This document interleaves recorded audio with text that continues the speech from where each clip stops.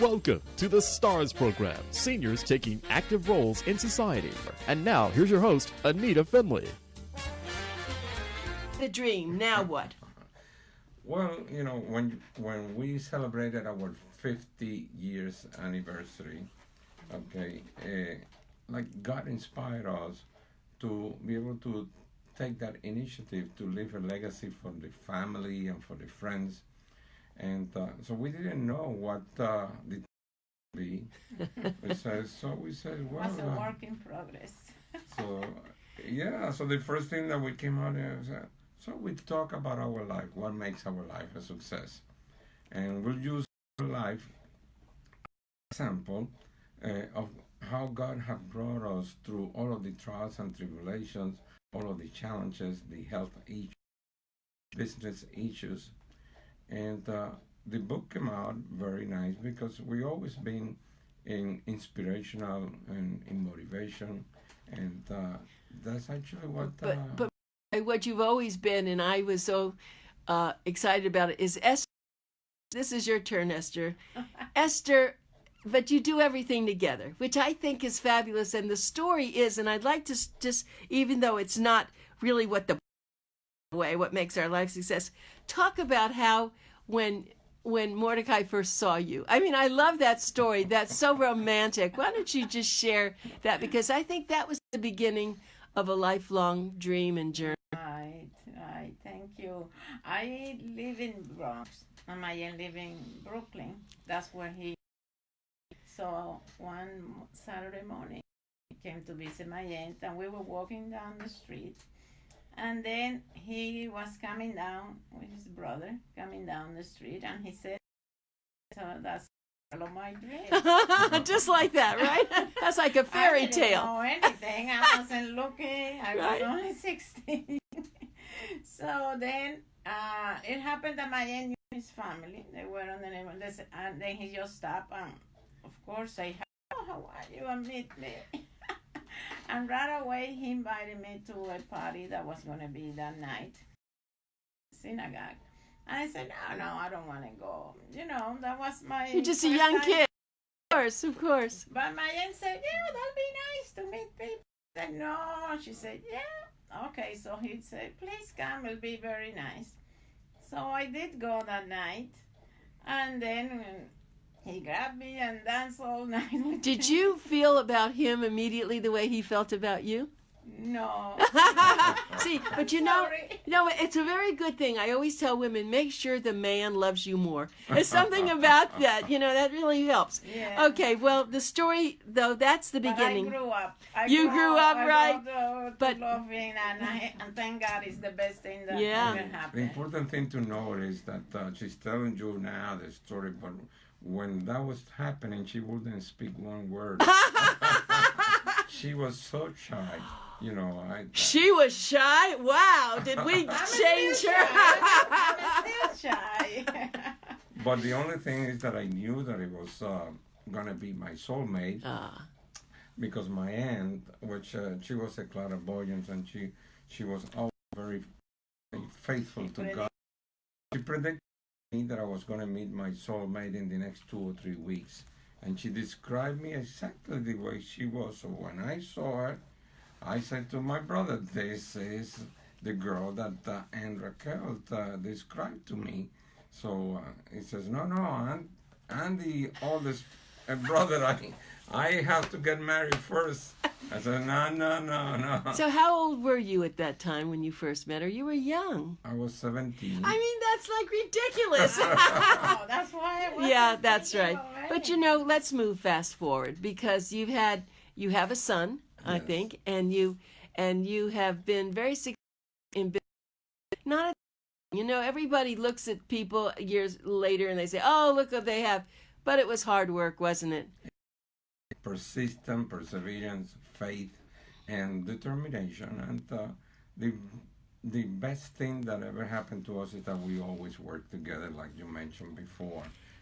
And that is actually what made us so successful, because God saw that bonding that always kept us going together through trials and tribulations, and no matter what's happening. I asked Mordechai to hold the book up. Put the book up there. Yeah, no, just let's move it in the middle. Yeah, that's good. Let's move it in the middle. We actually, so when Chuck Montgomery is watching, and this book, What Makes Our Life Success, is so filled with quotations and things that you've decided.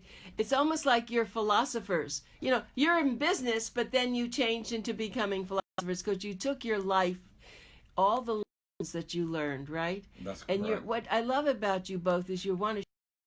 You wrote the book. You didn't have to write a book, but you did it because you wanted to share it with the rest of the world. You saw a lot of people having problems, and you thought if they would buy your book and read your book, it could help them. Isn't that right, Esther? Yes, it is.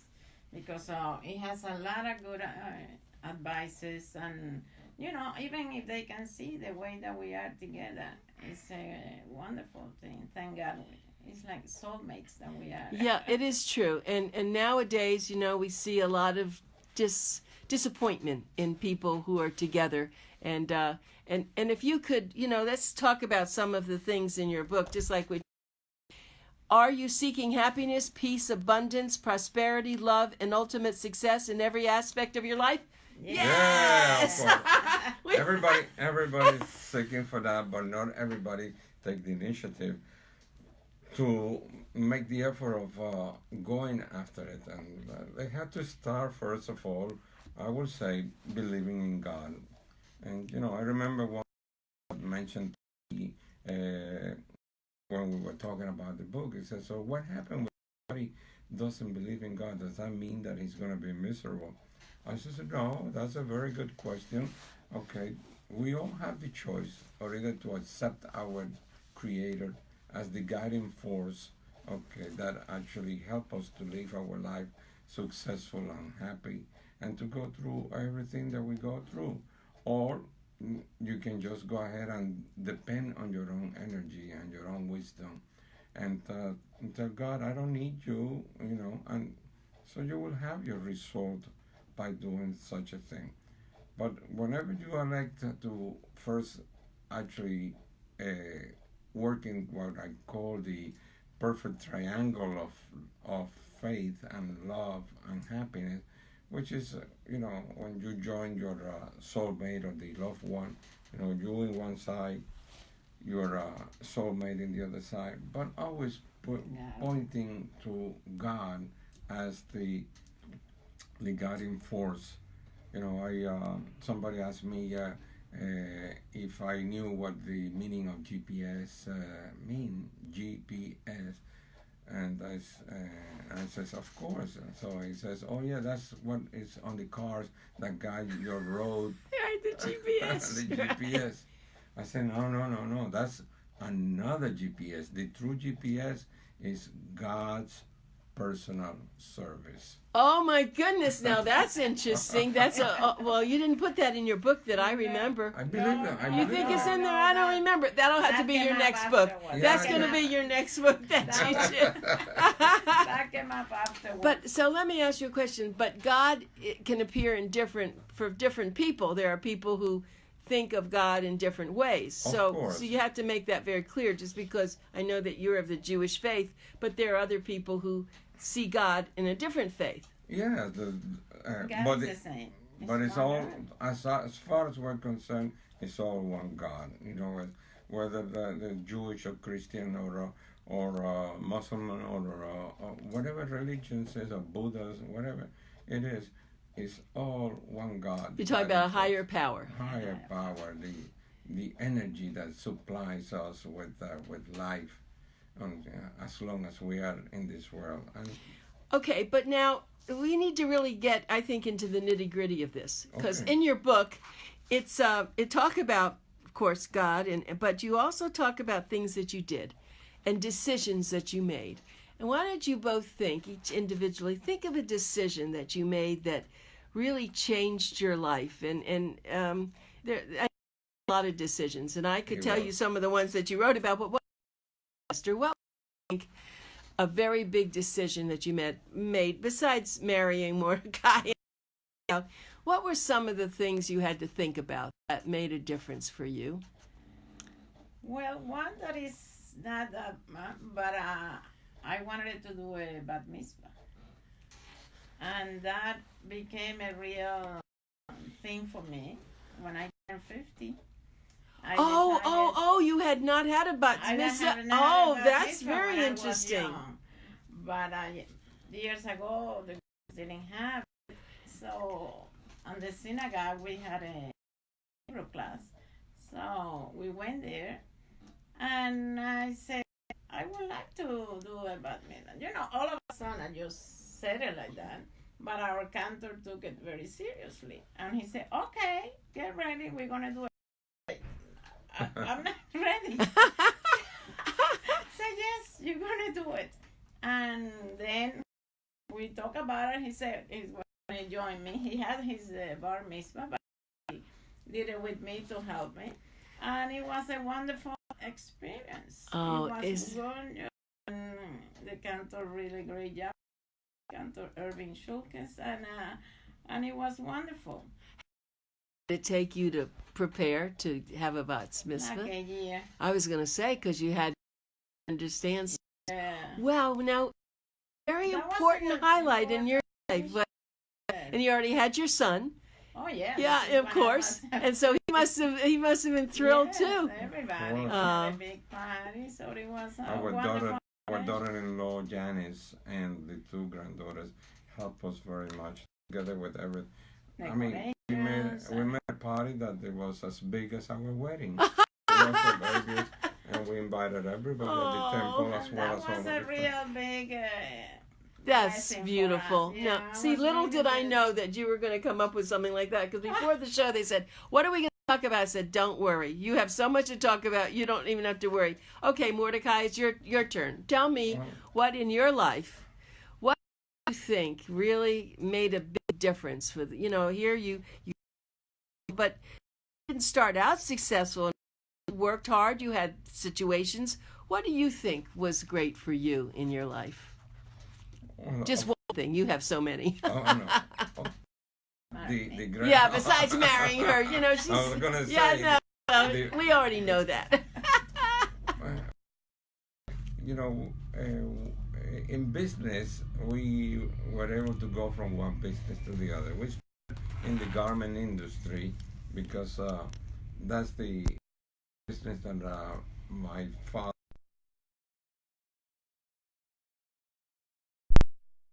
We took over the factory that my father, because he went to open up a retail store, and that was in Brooklyn.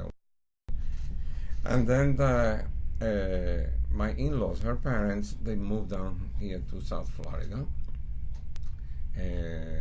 like a year and a half after we were married, and we wanted to follow them. So we made a transition to leave everything that we had there in Brooklyn and come down here so that we can be with our in-laws. And that was the best thing that we did, because South Florida is like a little piece of heaven. It's paradise, So, and then all of our family follow up us, and we open up then a garment manufacturing plant here with our family, and it was fantastic. It was successful.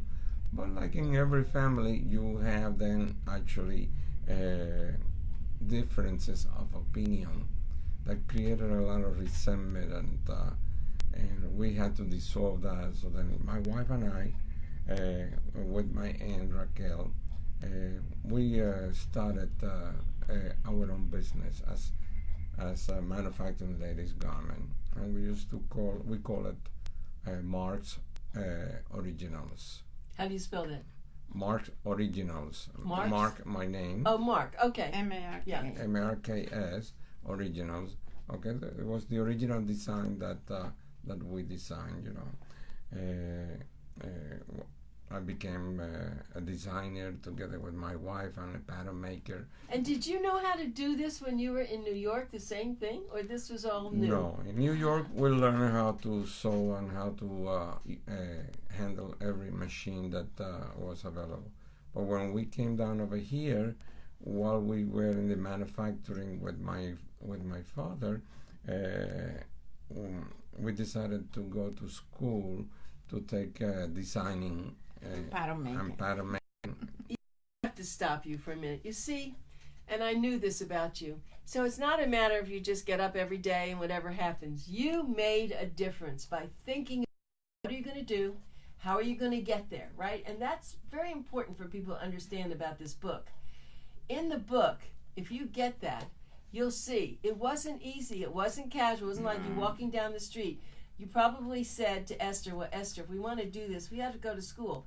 And Esther said, sure, whatever you want to do. I mean, I can just hear the conversation, right? She was always very supportive, and she would always back me up, and very accommodating in everything that we wanted to do. And God always was helping us in everything that, because it was always one the other that took us. If we had not gone to school, so then when the family separated, that we each went our own way and we started our own business, I would not have the knowledge of how to start designing garments and all that. And let's face it, I was only 20 and she was amazing. was 18. Amazing. And it was a good time. And you've been married. Some people say we were lucky. I say, no, we were blessed. No, yeah, that's true. But you were blessed with a lot of intelligence too, you see. Yeah. So you now have been married 50 some odd years. 55 years. 55 years. And you both look. It was in August. You both look like you're just young kids the way you are. As a matter of fact, the last song that we wrote, besides writing books, we had God had inspired us to write lyrics. We don't know anything about music, but we wrote the lyrics to be motivational and to be inspired. You wrote lyrics to songs. To some songs. Uh-huh. And I'm not going to ask you to sing them today, but you have. If you insist, we Oh my God! Well, listen. It's your show. If you want to. But we gave 3 to our cantor temple. Temple Sinai of North Day, and he put music to it. And as a matter of fact, he's going to have a concert next Thursday, and he's going to debut the CD. And besides, he has other songs on it. It's going to be beautiful. This is getting to be scary. I mean, this is. Carl Speraza, Dr. Speraza is my personal primary physician. He's watching. He's a fantastic doctor. Anyway. Hello, doctor. Yeah. How are you, doctor? But you see, that's what's so beautiful. Now, here you didn't know about pattern and how to design. You learned. Now, the same that you also didn't have the knowledge of writing lyrics, but was in your heart, and you wrote what it was. And now the cantor is going to help you perform it at the next. It's going to have it Thursday. Oh my the 16th. At 7 o'clock at Temple Sinai of North Day. In Hallandale. North this Miami. is not Hallandale. Okay, in Aventura. That's mixed up here. And that's in North Aventura. Miami Beach North or North Miami, Miami? yes. North Miami Beach. North Miami Beach. Mm-hmm. Okay, so you're just moving along here. Soon we're going to see you on The Voice or something. My goodness, that would be good. What I love about this in this book, What Makes Our Life Success, everyone ought to really get it. Just go to Amazon.com. What it says underneath it, it's a message that will bring inspiration, success, abundance, and peace. It's by Mordechai and Esther Also Fintz. on our website, www.makelifeasuccess.com. Okay, good. Well, Amazon is easy for people to go, yeah, sure. because they all know it's there too. And write a good review for them. It's not only autobiographical, but also it's instructive. It seeks better angels of our nature. The authors are simple, authentic, and you really will reach the hearts of young and old together. I mean, you're really quite a inspiration for people, and you're not spring chickens, which I love. You are going to go on and on and on, and what you're doing, what you're writing, who you're affecting, makes you immortal, really. You know that. That's how it goes. The most important thing is we want to actually influence and share, with the entire humanity, what it takes to be able to be successful in business, in marriage, in personal life. Okay. And one of the subjects that we want to incline ourselves to be able to share is to be able to talk about marriage. You know, as for those young people that are thinking to get married, we're having a tremendous poison society in these days that people are not getting married anymore, and that is the biggest blessing that God has given us for a man to take his spouse, and for a woman to take his spouse, to be able then to be together so that we can help one another in everything, in every aspect of life. And they just decide to move on and to try and see how is it going to work out with the mind already set up that if this doesn't work out, we're going to go ahead and move on and separate, and that's divorce, it, and get a divorce. And it's not necessarily for us to be able to think that way. We have to attract the goodness of life and says, well, if God gives me the opportunity to have met my spouse and to fall in love, let us carry on all the way to eternity. Let us help one another with our challenges and tribulation, and with our children that we'll bring to this world, and to join the two families and to make it become like one, which we talk so. Yes, you do. You write very eloquently about that. But Esther, then let's carry on with that. Don't you think, though, that is very important?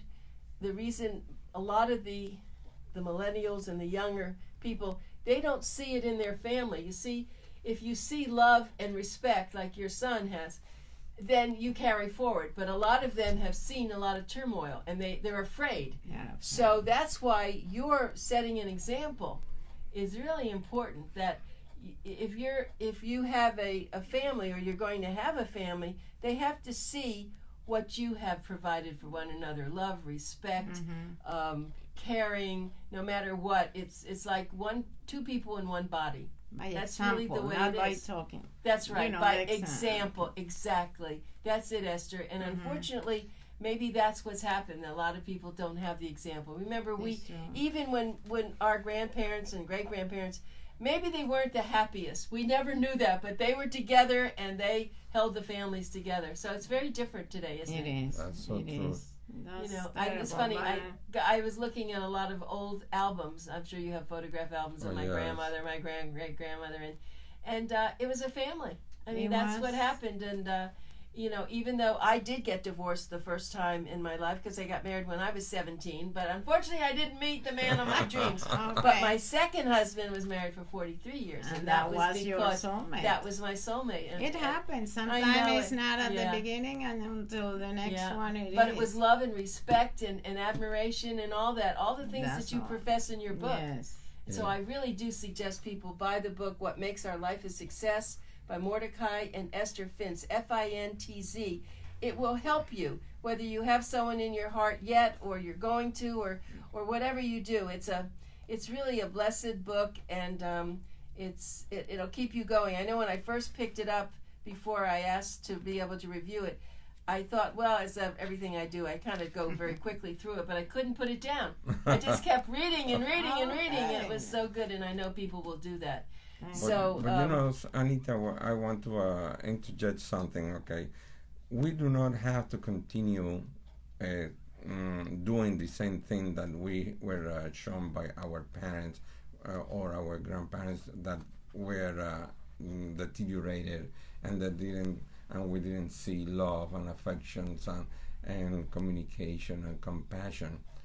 So that's one of the things that actually I will call it the mission, and they can use us as an example of what love and persistence and perseverance and faith can be able to bring about it.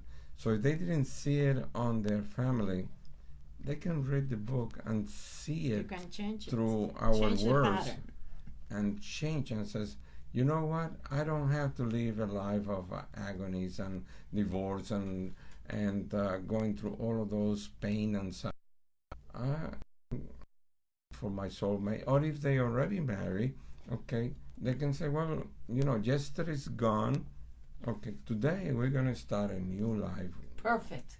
Beautiful. That's right. That even if they've had problems, why don't you just sit down with somebody who's skilled to help, whether it's someone from your church or temple, synagogue, or somebody that you trust. I mean, they could hire both of you. And what they need to do is to say, okay, that was before. Let's make something new today.